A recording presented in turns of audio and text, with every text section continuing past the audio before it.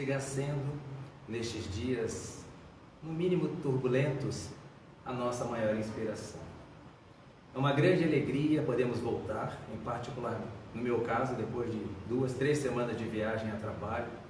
E como diz a oração, é sempre bom poder voltar para casa, porque muitos não têm nem sequer uma casa para voltar. Para nós aprendermos sempre a valorizarmos aquilo que Deus oferece nas nossas vidas, mesmo com algumas lágrimas, com alguns tropeços que fazem parte da jornada de cada um de nós. Sejam todos muito bem-vindos, presencialmente ou virtualmente, pela nossa página no Facebook e depois no YouTube, ao Centro de Estudos Espíritas Chico Xavier, aqui no bairro Vila Nova, na nossa querida e quente, neste momento, cidade de Joinville. É uma alegria muito grande estarmos aqui reunidos, porque nós utilizamos muito do nosso tempo com coisas diversas, os afazeres domésticos, o trabalho, as ansiedades, as aflições, os problemas, mas seguramente ainda dedicamos muito pouco do nosso tempo com a nossa evolução moral, com a nossa evolução espiritual. E isso é muito importante nas nossas vidas, é muito significativo. E quem sabe nesses breves momentos, como nesta noite, desfrutando do compartilhamento da mensagem que nos é trazida por um querido amigo, nós possamos refletir e crescer. Para contribuir com a harmonização do ambiente, nós vamos fazer uma leitura da página do livro Pão Nosso, mensagem do Espírito Emmanuel através da psicografia de Francisco Cândido Xavier, o Chico Xavier. Número 117, em família. Abre aspas. Aprendam primeiro a exercer piedade para com a sua própria família e a recompensar seus pais, porque isto é bom e agradável diante de Deus. Fecha aspas. Paulo, 1 Timóteo. A luta em família, interessante porque essa é a expressão verdadeira, né? A luta em família é problema fundamental da redenção do homem na Terra. Como seremos benfeitores de 100 ou 1000 pessoas se ainda não aprendemos a servir 5 ou 10 criaturas? Esta é a indagação lógica que se estende a todos os discípulos sinceros do cristianismo. Bom pregador e mau servidor são 2 títulos que não se coadunam, não combinam. O apóstolo aconselha o exercício da piedade no centro das atividades domésticas. Entretanto, não alude à piedade que chora sem coragem ante os enigmas aflitivos, mas àquela que conhece as zonas nevrálgicas da casa e se esforça por eliminá-las, aguardando a decisão divina a seu tempo. Conhecemos numerosos irmãos que se sentem sozinhos, espiritualmente, entre os que se lhes agregaram ao círculo pessoal, através dos laços consanguíneos, entregando-se por isso a lamentável desânimo. É imprescindível, contudo, examinar a transitoriedade das ligações corpóreas, ponderando que não existem uniões casuais no lar terreno. Preponderam aí, por enquanto, as provas salvadoras ou regenerativas. Ninguém despreze, portanto, esse campo sagrado de serviço, por mais se sinta acabrunhado na incompreensão. Constituiria falta grave esquecer-lhe as infinitas possibilidades de trabalho iluminativo. É impossível auxiliar o mundo quando ainda não conseguimos ser úteis nem mesmo a uma casa pequena, aquela em que a vontade do Pai nos situou a título precário. Antes da grande projeção pessoal da obra coletiva, aprenda o discípulo a cooperar em favor dos familiares no dia de hoje, convicto de que semelhante esforço representa realização essencial. Belíssima mensagem para nossa reflexão. A doutrina espírita nos traz com muita tranquilidade, com muita clareza, os conhecimentos de que somos reunidos no seio doméstico, nas famílias, não ao acaso, não necessariamente por afinidade. Ao contrário, frequentemente somos colocados no mesmo lar, espíritos credores e devedores uns dos outros das existências pretéritas, para aprendermos a nos amar. Daí a dificuldade. Aprender a amar aqueles a quem não soubermos amar, acolher aqueles que não soubermos acolher e vice-versa. Abençoada a oportunidade. Vamos aproveitar essas vibrações, as reflexões que a leitura possam ter nos suscitado nos corações e levar mais ainda os nossos pensamentos e dirigir uma oração ao nosso Pai, nosso Criador. Senhor Deus, aqui estamos novamente, juntos, sedentos da luz do Espírito, extenuados muitos de nós, pelos dissabores da vida, pelos desafios, em especial, pelos temas que nos batem à porta do coração, no seio doméstico. Obrigado, bom Pai, por estas oportunidades de crescimento. Que aprendamos, pois, a identificar nas dificuldades lições necessárias ao nosso crescimento pessoal, aprendendo a amar dentro do lar, junto ao nosso próximo, estaremos cumprindo o nosso papel, a tarefa de evoluirmos para servirmos ao Senhor mais e melhor. Abençoa os trabalhos desta noite nesta Casa Espírita Cristã, em especial que o nosso querido irmão Luiz Carlos Xuxa possa ser inspirado pelos benfeitores, amigos, nossos espíritos queridos, para que transmita com a sinceridade e a simplicidade de sempre, com o amor e o carinho costumeiro, os ensinamentos do tema que por ele foi preparado. Abençoa-nos hoje e sempre, que nestes momentos de dificuldade não vacilemos, não estamos aqui a passeio, fazemos fortes na nossa fé, no nosso amor incondicional, quaisquer que sejam as circunstâncias. Obrigado, Senhor, que assim seja. E com muita alegria, como já mencionamos, um querido amigo de longa data, não que eu seja velho, já ele que é um pouco mais velho, então por isso, mas é um amigo de alguns anos já, nas casas espíritas, e vai trazer um tema mais do que oportuno, nesses momentos de tantas desavenças, desentendimentos. Não julgueis para não serdes julgados. E olha como nós julgamos aos nossos semelhantes. Vamos convidar então, mas antes, me redimindo de uma falha, esqueci de dar um aviso importante. No próximo sábado nós teremos o 5º Seminário de Estudos Espíritas aqui na casa. O cartaz está ali na frente, temos mais um aqui. As inscrições, ainda temos uns 3 ou 4 lugares, essas inscrições estavam já abertas há um mês. E fica aqui o convite a pessoas visitando a casa pela primeira vez. É um encontro nesse sábado, com início às 15 horas, então a recomendação é chegar um pouquinho antes, falando sobre saúde e doença. São 3 exposições com um intervalo. A nossa cantina do bem vai estar aberta ali, a gente sempre come, conversa, toma um café, porque ninguém aguenta três temas seguidos assim, sem uma pausa, mas é um ambiente de muita confraternização e vamos falar sobre perispírito, saúde e doença, entendendo um pouco mais dessa relação, falar sobre drogas nas nossas vidas, e as drogas como um mal social e as consequências em nós, e sobre magnetismo e o que a espiritualidade nos traz sobre magnetismo e a medicina do futuro. Agora sim, peço perdão, seja muito bem-vindo, Luiz Carlos, a palavra é sua.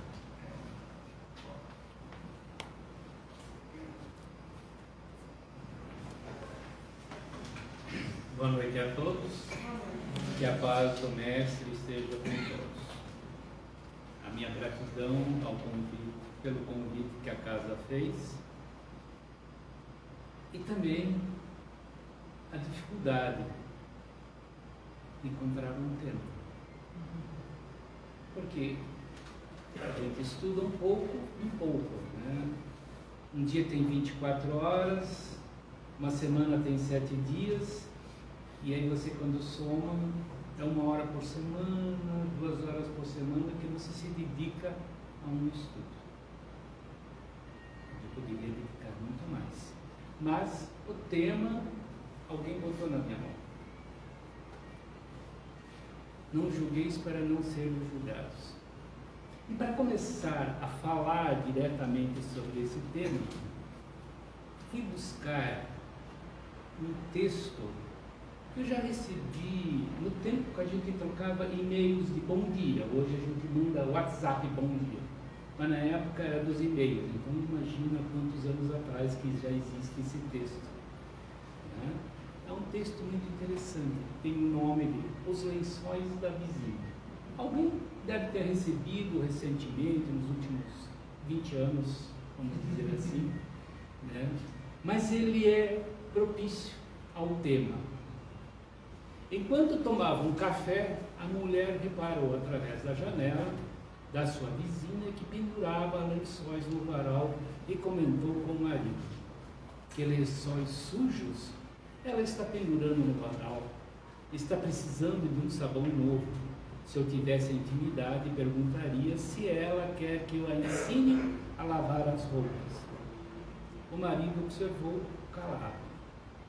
Alguns dias depois, novamente, durante o café da manhã, a vizinha pendurava os lençóis no varal e a mulher comentou com o marido: a vizinha continua pendurando os lençóis sujos. Se eu tivesse intimidade, perguntaria se ela quer que eu a ensine a lavar as roupas. E assim, a cada 2 ou 3 dias, a mulher repetia o seu discurso, enquanto a vizinha pendurava a roupa no varal. Passado um tempo, a mulher se surpreendeu ao ver os lençóis muito brancos sendo estendidos e, empolgada, foi dizendo ao marido: veja, ela aprendeu a lavar as roupas. Será que a outra vizinha ensinou? O marido calmamente respondeu: não, hoje eu levantei mais cedo e lavei os vidros da nossa janela. Autoria descansa. Vamos perceber nessa historieta, nesse texto, quanto de embaçamento nós temos no olhar para o próximo. Se nós tivéssemos um olhar límpido, evitaríamos muitos desentendimentos na nossa caminhada. Mas vamos o que o Evangelho nos traz no seu capítulo 10. Seres misericordiosos, né? Allan Kardec elaborou. Ele se baseou no texto, começou com vários textos evangélicos, começou com esse de Mateus: não julgueis a fim de não serdes julgados, porquanto sereis julgados conforme houver julgados os outros. Empregar-se-á convosco mesma medida de que vos tenhais servido para com os outros. Observe, é uma fala que está lá registrado do Cristo e que fica claro de todos os nossos chamados julgar. Não, eu só estou fazendo um comentário. Muitas vezes nós usamos esse termo ou outros termos, mas no fundo nós estamos julgando. E muitas vezes a gente quer fazer um comentário sobre uma ação do próximo e aí a gente entra num viés muito perigoso. A gente faz um comentário sobre o próximo, que é diferente sobre uma ação. Então é o julgar. E aí vem aqui: serás julgado na mesma medida. Lei de ação e reação, simplesmente impulso. Podemos observar esse detalhe muito importante. Mas Kardec ainda utiliza um outro texto evangélico para exemplificar essa questão de não julgar. Então os escribas e os fariseus lhe trouxeram uma mulher que fora surpreendida em adultério, e pondo-a de pé no meio do povo, disseram a Jesus: mestre, esta mulher acaba de ser surpreendida em adultério. Ora, Moisés, pela lei, ordena que se lapidem as adúlteras.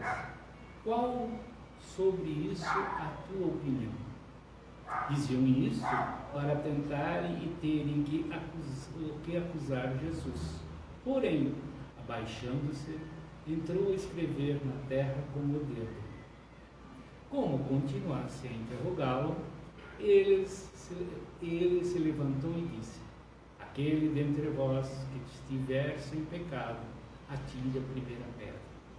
Em seguida, baixou-se de novo e continuou a escrever no chão. Quanto aos que o interrogavam, estes, ouvindo-o falar daquele modo, se retiraram um após outro, afastando-se primeiro os velhos. Ficou, pois, Jesus a sós com a mulher colocada no meio da praça. Então levantou-se e perguntou-lhe Jesus: mulher, onde estão os que te acusam? Ninguém te condenou? Ela respondeu: não, Senhor. Disse-lhe Jesus: também eu não te condenarei. Vai, e de futuro não tornes a pecar. Vamos encontrar isso em João, no capítulo 8, dos versículos 3 a 11. Essa passagem da mulher adúltera, ela é famosa no meio cristão. Não só no meio espírita, mas também no meio cristão. Há uma série de interpretações também sobre isso. E também tem outras coisas que nós devemos cuidar. Em primeiro lugar, ali a gente vai observar o quê? Ora, a lei que Moisés ordena lapidar as adúlteras. Por que só as adúlteras? E o adúltero também não é para ser lapidado? Primeira pergunta que nós devemos fazer. Adultério não é só crime de uma pessoa, de duas. Então vamos observar isso também. Mas mais à frente nós vamos abordar um pouco isso por uma outra ótica, essa questão do adultério. Mas tem uma outra coisa muito importante, vamos observar aqui, é a questão de Jesus. Porque os escribas e os fariseus sempre queriam colocar, como diz na linguagem mais moderna, o Cristo numa saia justa. Criar ele embaraços perante a autoridade. Qual a autoridade? A autoridade do Império Romano. Não vamos esquecer que naquela época quem dominava aquela região era o Império Romano. Então eles queriam provocar sempre, deixar o Cristo numa situação embaraçosa. O Cristo, que é Cristo, na sua plenitude, sabia já de antecedência o que eles estavam querendo. Mas, além desse texto evangélico que Kardec nos tem, vamos procurar algo que está lá no Evangelho segundo o Espiritismo. E aí tem uma questão, a questão 886, que muita gente lembra, é que qual o verdadeiro sentido da palavra caridade e como Jesus entendia. Porque, vamos dizer assim, trabalhar em nós a questão de julgar, nós vamos ter que inverter as nossas atitudes. Uma delas é a caridade. E como os Espíritos colocaram, benevolência para com todos. Um dos fatos, sermos benevolentes. E nem sempre somos. O texto de hoje, de abertura, família, um grande espaço do exercício da benevolência, um grande espaço para a indulgência para as imperfeições dos outros, porque todo um núcleo, seja uma família, seja uma sociedade, são seres diferentes uns dos outros, num processo de crescimento, com os seus equívocos perante a lei e seus acertos. Em todo momento nós estamos nos equivocando por causa do nosso estado imperfeito, porque nós olhamos por uma janela suja a lei e não enxergamos devidamente a lei quando nós limpamos a nossa janela mental e vemos como é a lei, aí vamos acertar os nossos passos.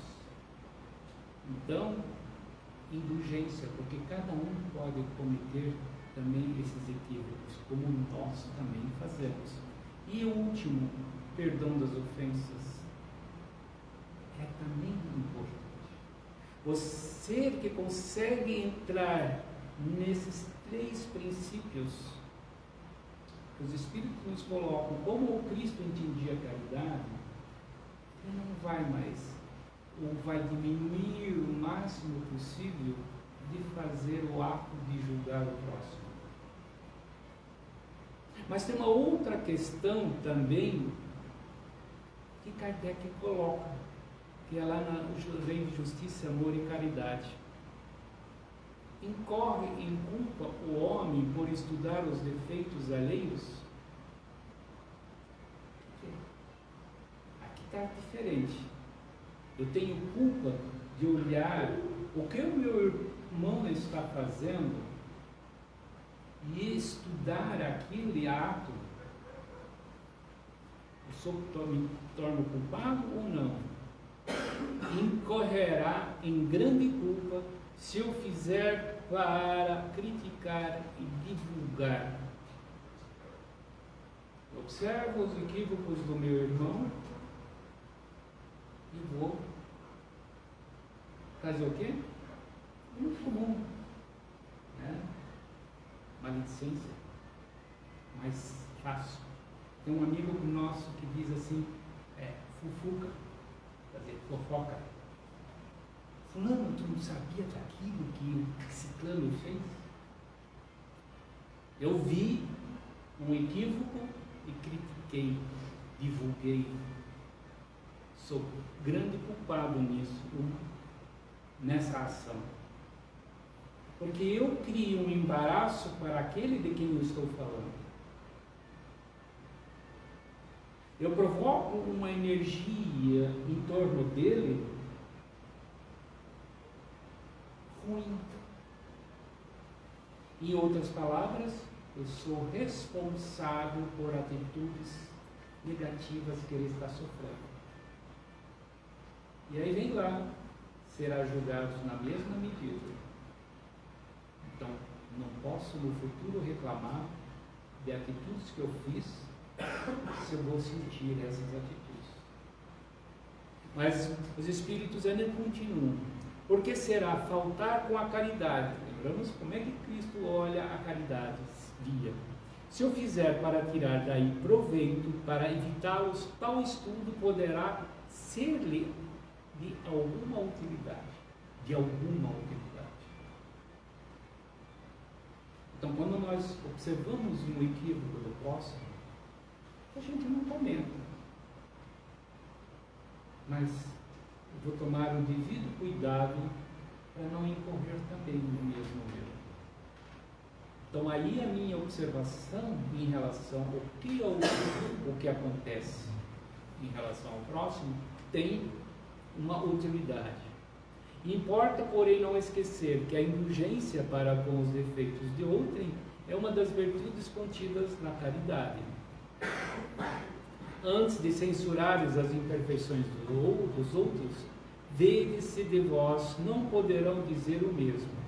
Tratai, pois, de possuir as qualidades opostas aos defeitos que criticais do vosso semelhante. Esse é o meio de vos tornar superiores a ele. Mas observem aqui, é a palavra superiores. Não é ato de ser, eu sou mais que ele. A superioridade que os Espíritos nos chamam aqui é de nós sermos humildes, sermos benevolentes. A Dante lhe coloca modestos. Essa é a superioridade que nós podemos ter em relação ao próximo. Porque nós estamos derrubando dentro de nós o nosso orgulho, a nossa vaidade. Aqui vem, se censurardes o ser ávaro, sede generoso. Se eu ser orgulhoso, sede humildes e modestos. Se eu ser áspero, sedes brandos. Se eu ser procede com pequenez, sede grandes em todas as vossas ações. Então, todos os atos negativos que nós podemos, quando estudamos alguém, fazer o contrário a que ele tem. Ou, quando nós observamos os bons atos dele, imitá-los. Se tem atos não nobres, a gente faz os atos nobres. E ou os atos nobres que aquele amigo tem, vamos imitá-lo. Aí nós estamos caminhando. Numa palavra, fazei por maneira que se não vos possam aplicar essas palavras de Jesus. Vê o argueiro no olho do seu vizinho, não vê a trave do seu próprio. Argueiro é um cisco e a trave é um pedaço grande de madeira. Diferença, quer dizer, muitas vezes a gente vê no nosso vizinho, como ele coloca aqui, mas do próximo, vamos colocar o ser próximo, alguma coisa, nós não conseguimos enxergar os nossos defeitos. Precisamos aprender isso. Mas eu fui procurar um texto fora do Evangelho, mas que também é muito rico nesse contexto do julgar. Está nesse livro aqui, Luz do Mundo, da Amélia Rodrigues, Espírito Amélia Rodrigues, com o título Atire a Primeira Pedra. Para alguns que conhecem, eu vou repetir, para outros talvez não saibam. Todos nós somos transparentes. Qualquer ser consegue ver a nossa intimidade. Nossos arquivos não têm senha, não é fechado. Por que nós sofremos às vezes um pouco de obsessão? Porque nós mostramos os nossos pendores para aqueles irmãos e eles veem os nossos chamados defeitos e aproveitam os nossos defeitos para nos criar embaraços, dificuldades, etc. Os irmãos de luz veem os nossos defeitos, mas não fazem nada. Mas tem um arquivo que poucos têm acesso. É o arquivo do Cristo. Pela literatura a gente sabe, tem Humberto de Campos, que tem algumas obras, que falam sobre a passagem do Cristo. Amélia Rodrigues tem também esse mesmo permissão de acessar. Essa permissão tem o quê? Qual é a utilidade daquele espírito que vai acessar o Evangelho, principalmente a parte do Evangelho do Cristo, a sua passagem evangélica, junto de nós, para poder trazer essa lição para nós. Não é, eu quero ver. Tem um propósito dentro. Tem uma diferença entre Humberto de Campos e Amélia Rodrigues. Humberto de Campos foi um escritor quando era encarnado. Então ele tem aquela metodologia. Então as passagens, quando ele escreve, ele tem no formato de uma narrativa. Amélia Rodrigues, ela faz a mesma coisa, só que tem um outro lado. Tem um lado poético, um lirismo da mesma passagem, mas tem um lirismo um pouco diferente. Talvez seja até aconchegante no processo do entendimento. E ela fala do quê? Da passagem da mulher adúltera. Começa com essa palavra, pedrejar. Transcorreram a festa do tabernáculo e as gentes retornaram às cidades, aos povoados e aos campos, e às atividades diárias. Aqueles dias foram de júbilo e exaltação, nos quais a alma de Israel se rejuvenescera, tomada do entusiasmo festivo que irrompera em Jerusalém naquela época.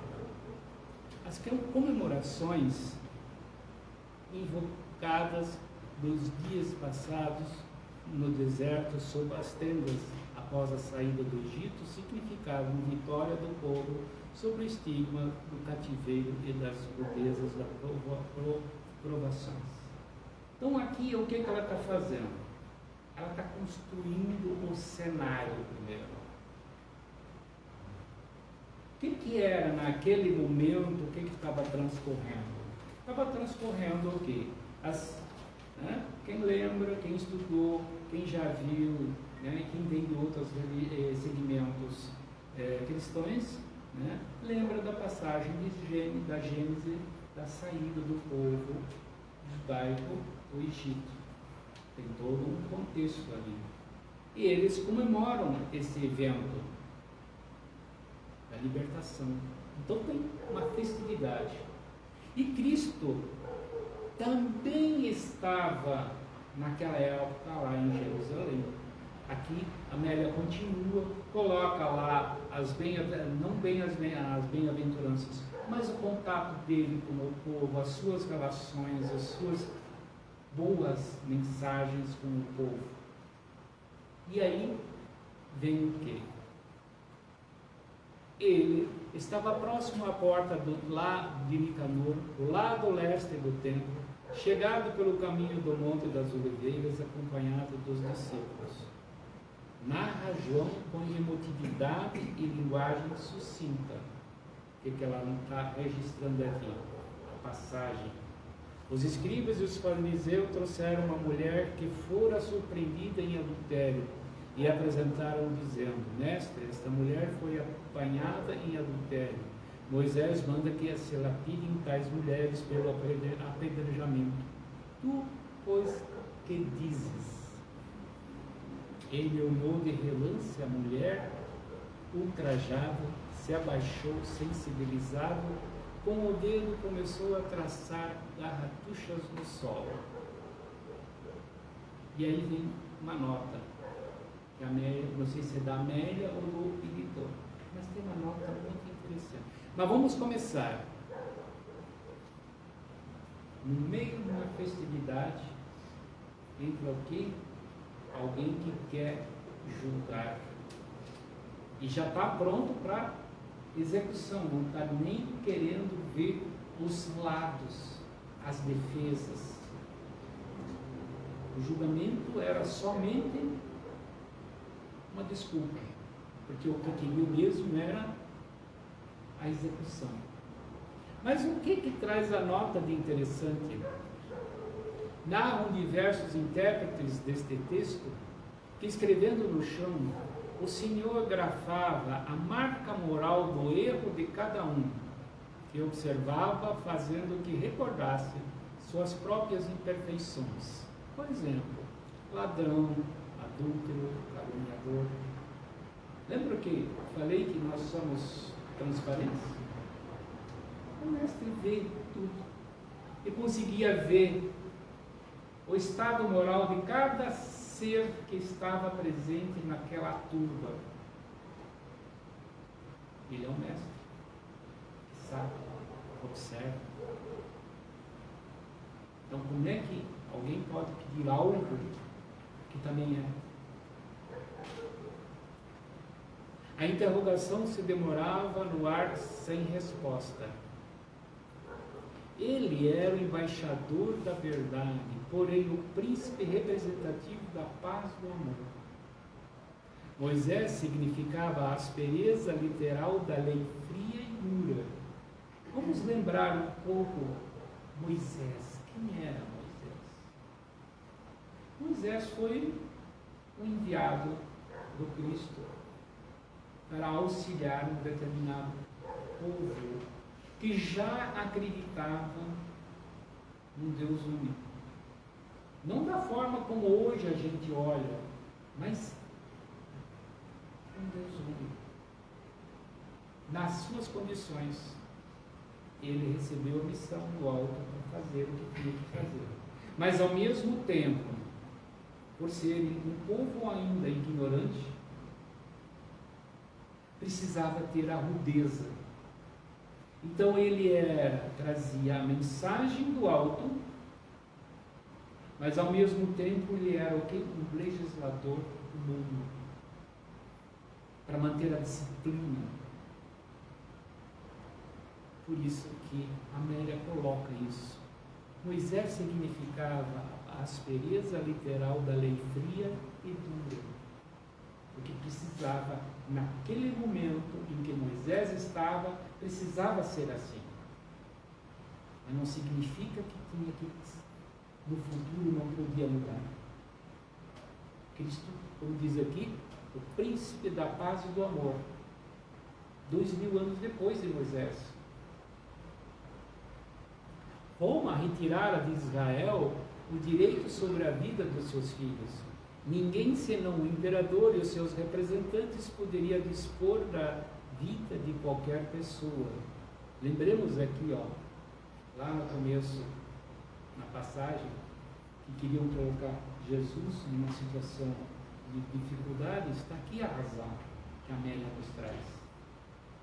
Ninguém podia dispor da vida, quer dizer, nenhum ser daquela região poderia ser executado sem a ordem do imperador ou do seu representante, nesse caso era o procônsul que estava lá, que representava o imperador. Eles só podiam dizer quem podia ser executado. O adultério era condenado pelo decálogo de forma irreversível.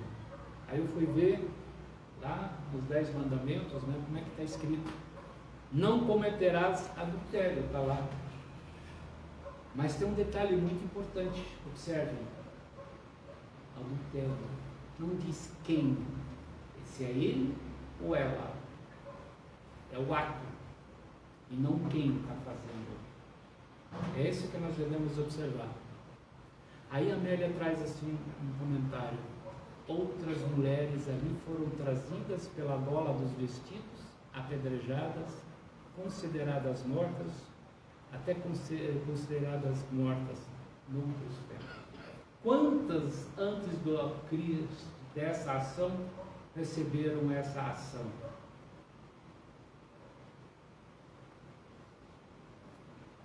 Sua resposta de qualquer natureza criaria dificuldades. As respostas do Cristo em relação àquela ação.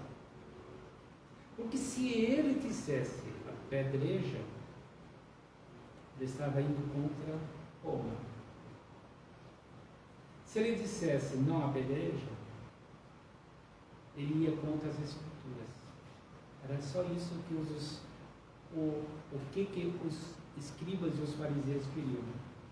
Por isso que sua resposta de qualquer natureza criaria dificuldades. Não por Cristo, mas para a sua obra. Essa que é a grande tônica. Com as festas havia nos corações uma cantilena de tolerância e benignidade, uma quase tendência ao perdão por parte do povo. Perdoá-la, no entanto, não se ia convir com o adultério, oferecendo o estímulo de aceitação tácita do nefasto crime. Já entre eles tem dúvida, mas aí vem o quê? Na memória deles, a lei de novo. Se perdoar, liberou. E aí? E aí fica a pergunta no ar de novo. Tu que dizes? É o pensamento da massa em relação à ação do Cristo. Havia ali corações em febre de desejos irreprimíveis, devastadores. Aí vem um comentário da Amélia muito interessante. As mulheres caem porque encontram alçapões disfarçados nos solos da ansiedade, nos quais são atiradas pela volúpia de homens que as hipnotizam com desejos infrenes, através de cada organização feminina violentada, há um companheiro oculto. A chamada dela em relação ao que? Nessa ação não é um ato só. Há cúmplices. Não tem como não ter. E aí vem um comentário mais pesado. Em cada adúltera se esconde um adúltero, comparsa do mesmo erro. Onde estaria aquele que a infelicitou, explorando a sua fraqueza e abandonando? Então, observe uma coisa. Ela está fazendo um olhar de um ato que aconteceu há 2000 anos atrás, mas ele é mais atual do que nós possamos imaginar. Do não relacionamento com o próximo, do nosso não relacionamento com a leitura da família.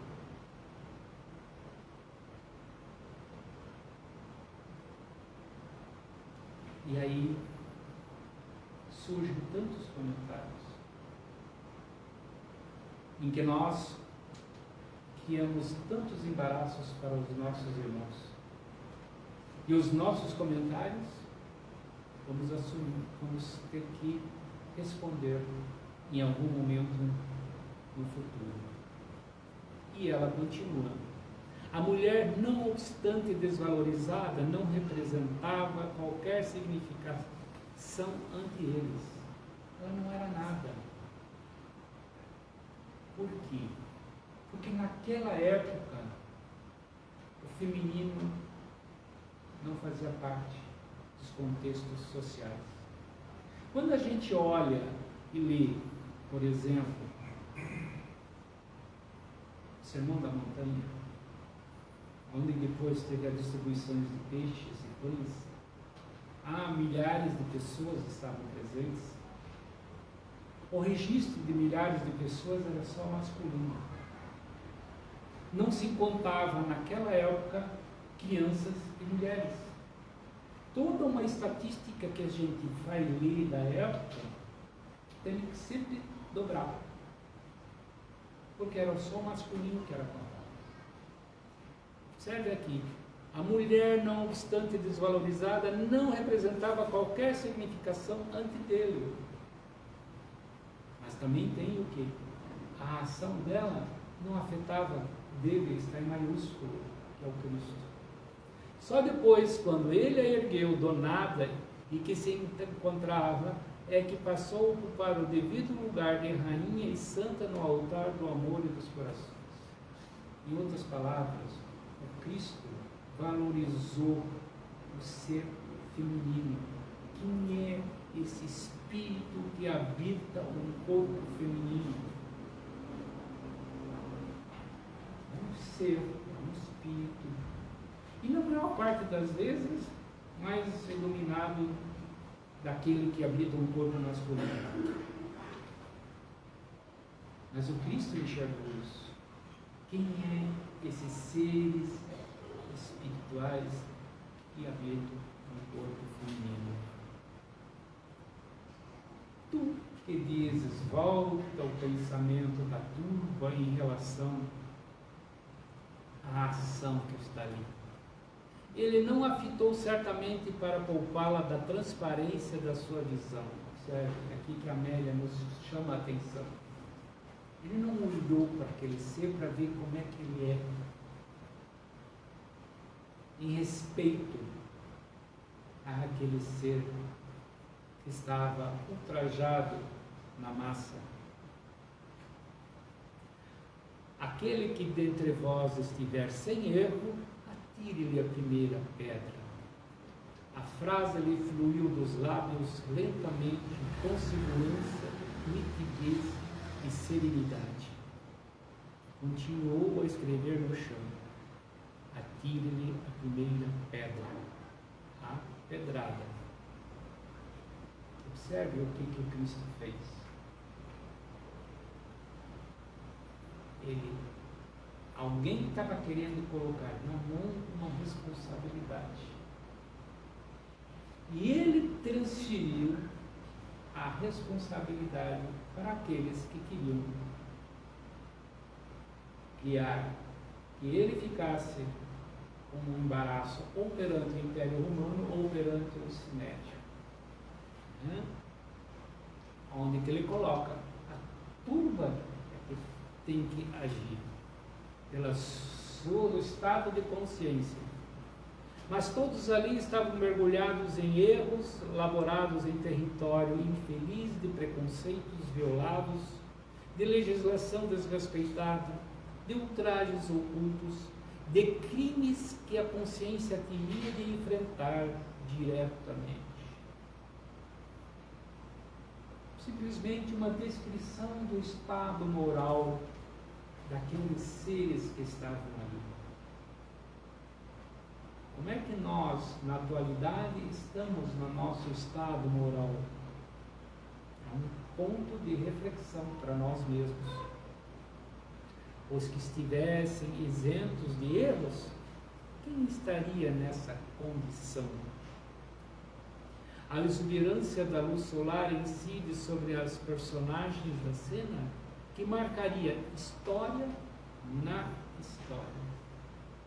E se nós observarmos, essa passagem do Cristo, ela vem trazendo de tempos em tempos. Ela é marcante. A Amélia Rodrigues, além desse texto, tem mais outro, mais claro ainda.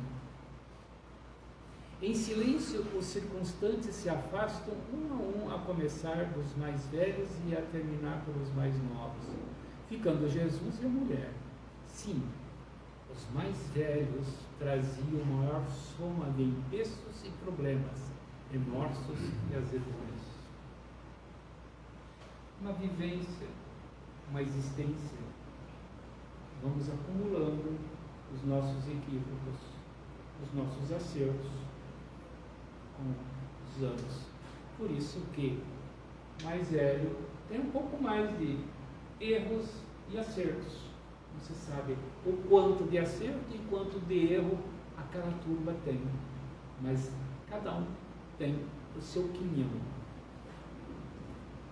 É fácil esmagar e exigir quando não se olha interiormente as paisagens do espírito. Uma frase que ela coloca aí. O que a gente pode olhar? Adúlteras, porque há adúlteros que as malsinam. Sempre tem qualquer equívoco ou ação que nós levamos o próximo a fazer. Sempre é uma parceria, nada é isolado. O silêncio dominou o local que se encontrava. Só ele então se levantou outra vez, fitando agora com doçura, compreendendo o seu drama íntimo, revisando aqueles dias passados que foram de dissipações, falou em melodia de ternura e disciplina. Mulher, onde estão eles?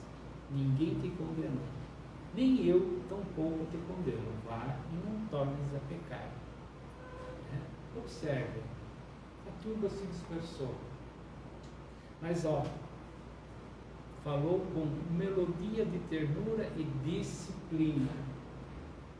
Ele consolou, mas ao mesmo tempo foi firme na sua proposta com ela.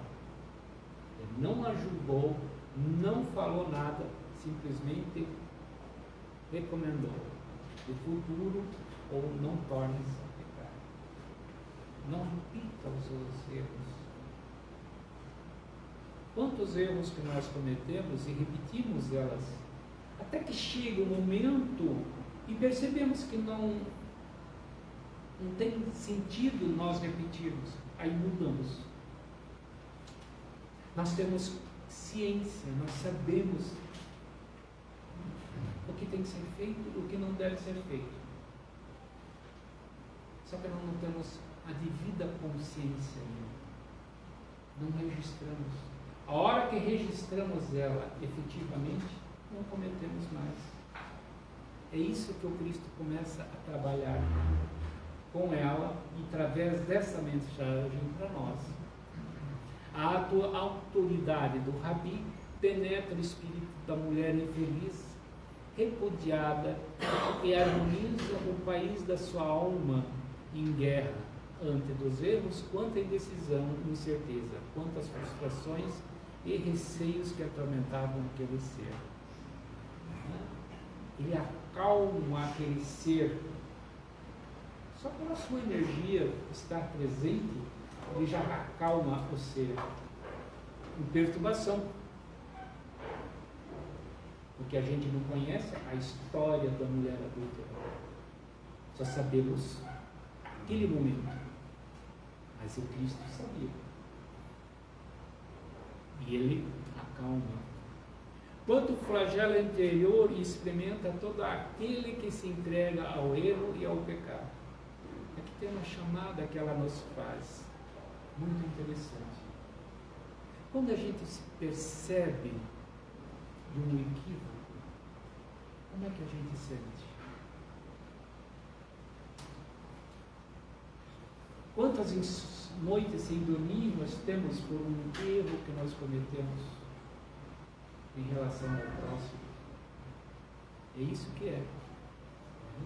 Quanto flagelo interior a gente experimenta.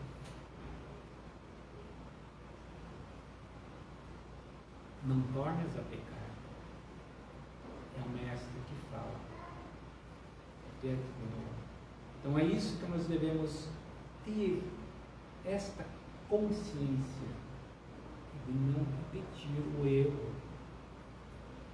Todo evangelho se assenta nessa base da compaixão e da misericórdia. Temos compaixão pelo próximo. Eu tenho pena. Não. Pena é um sentimento tão ruim que a gente tem em relação ao próximo, que a gente machuca muito mais do que quando você tem aquele chamado ódio. Porque o ódio é falta de amor. Mas pena é muito mais degradante quando você imite esse sentimento em relação ao próximo. Compaixão. A compaixão você percebe e o irmão, ele não sabe, mas você transmite já uma energia edificante para ele. Você tem compaixão. A misericórdia, a mesma coisa. Ter oportunidade nova, mas não repetir o erro. É a lei. Nós temos sempre uma nova oportunidade. E olha que a gente vem aí abalando alguns milhares de séculos, como os Espíritos nos falam, de nos corrigir. E essa é para evitar novos erros, repetir os erros, cair e levantar-se, equivocar-se e retificar a atitude. Quantos equívocos nós fazemos? Mas precisamos retificar os nossos equívocos. Quanto mais cedo, mais rápido, menos dano nós estamos dando a nós. Cristo não falou, vá, reconcilie-te enquanto estiver caminhando junto. Em outras palavras, estamos nessa existência, eu ofendo o meu irmão, vou ter que ir rapidinho, ir lá pedir perdão a ele enquanto estamos juntos, porque quando deixarmos este corpo para trás, um vai para um lado, outro vai para o outro. E quando é que vamos nos cruzar de novo para ter ações de reparação? Sabe lá quantos séculos vão passar? Nem conivência com a irresponsabilidade, nem dureza com o coração. Não sermos irresponsáveis nas nossas ações, mas não ser tão duros. Precisamos estar em equilíbrio sempre. E a visão da razão acima de tudo. Todos se podem enganar, no entanto, perseverar no erro é acompliciamento com a ignorância e a leviandade. ela pegou um pouco pesado também conosco aqui. Sermos um pouco levianos se permanecermos no eu. Porque a gente pode errar. Porque muitas vezes a gente erra por falta de alguma coisa, de conhecimento, de clareza daquilo que nós estamos vendo. Mas a partir do momento que você tem a clareza do entendimento, não justifica nenhum equívoco mais. Porque se tornamos levianos. O reino dos céus, cantado por Jesus, é o amor em todas as latitudes e dimensões, a alongar-se pela terra inteira numa explosão de misericórdia e educação. Vamos perceber, né? No meio espírita, nós já estamos aí falando aí já uma década mais ou menos, isso aí da transição. Nós estamos em período de transição para o mundo de regeneração. Mas o que é isso? A transição das nossas atitudes, das nossas formas de ser. Essa é a transição. É isso que nós precisamos. Não é aquele mundo de calmaria, não. É um mundo de ação íntima, de mudança. O amor em todas as latitudes, como ela coloca, em todos os lados. Nós temos que dar esse amor para fora. Em algum momento nós vamos fazer isso, temos que fazer. Aproveitamos, exercitando a cada instante. Não tornes a pecar, isento de erro. O pecado é os equívocos, erros. Ninguém está aí, mas não evitar os erros. Apedrejar a própria consciência, lapidando, aprimorando o espírito para galgar maior expressão da paz e ventura. Ela está colocando isso. O que é esse apedrejar a própria consciência? É nós olharmos para nós. Olhar, por exemplo, e aí tem uma questão bem interessante, no Livro dos Espíritos, a 919, né, que Kardec pergunta como é que devemos nos ver, entender, e aí os Espíritos responderam, conhece daqui mesmo. E aí o Kardec pergunta, tá, nós conhecemos essa máxima aí, mas queremos saber de uma forma mais didática, mais precisa. E aí quem responde, que é uma resposta longa, de mais de uma página, é Santo Agostinho, que coloca. Fazia o que eu fazia em vida, quer dizer, quando ele estava encarnado, tá? Todo final do dia repassava meu dia. O que eu fiz de bom, o que eu não fiz, o que eu deixei de fazer, etc, etc, e vai embora. Não vou dar antecipar, fica como tarefa quem quer saber como se conhecer. Né? A 919 tá? Mas é aqui, lapidando a própria consciência. É fazer essa análise, essa questão de se observar e ser um pouco rígido, quer dizer, porque quando você vai lapidar, o que é? Né? A gente vai na joalheria e vê um diamante lindo, brilhando, né? Mas já viu um diamante, alguém já viu um diamante na natureza? Um pedaço de rocha, mesmo que ele seja lavado, ela é cheia de, como o joalheiro chama, de caca. Aí vem o joalheiro com um buril e fica arrancando aquela caca, e depois que tirou a parte grossa, pega e põe num rebolo e fica tritando até ficar liso, mais liso que o vidro, e brilha, que a gente conhece. É lapidar, isso que é. Então é tirar as nossas cargas das nossas imperfeições que estão em nós, na nossa consciência. Né? E aí ela termina o texto dizendo: atira. Atirar o quê? Atirar a nossa consciência, é a limpeza da nossa consciência. E isso leva ao quê? Ao título da palestra: o não julgar.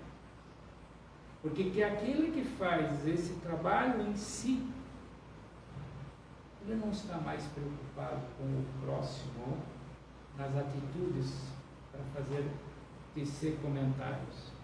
Ele está preocupado com o próximo, como é que o próximo está andando, se precisa de ajuda, isto sim. Aí entra aquilo que, como fala, em caridade, benevolência, indulgência e perdão. Essa é o atirar a pedra em si, na sua consciência, para não cair nos erros de querer julgar. Muita paz a todos, gratidão pela paciência. Boa noite. Pois é. Então vamos fazer a prece de encerramento, agradecendo a Deus, nosso Pai amoroso, a Jesus, o nosso Mestre, irmão maior, exemplo de conduta,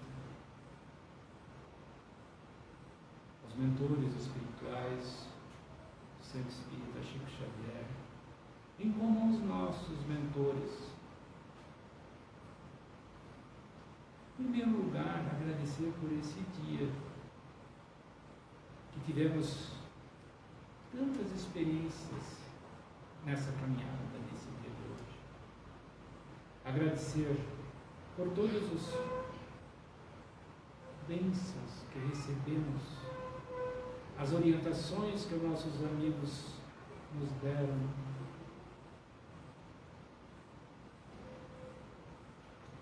E nesse momento, agradecer por essas energias benfazejas, essas energias que nos acalentam, que nos dão um ânimo de caminhada sobre a terra. Essas energias que nos impulsionam para o bem, para o nosso próprio progresso. E como somos seres benfeitores, beneficiados por essa energia, que também levamos essas energias benfazejas aos nossos lares, aos nossos locais de trabalho, onde que nos encontrarmos com alguém, e a distribuirmos através de um abraço, um aperto de mão, um sorriso. Porque tudo que se ganha, dividimos também. Que a luz do Mestre ilumine sempre as nossas caminhadas. Que assim seja.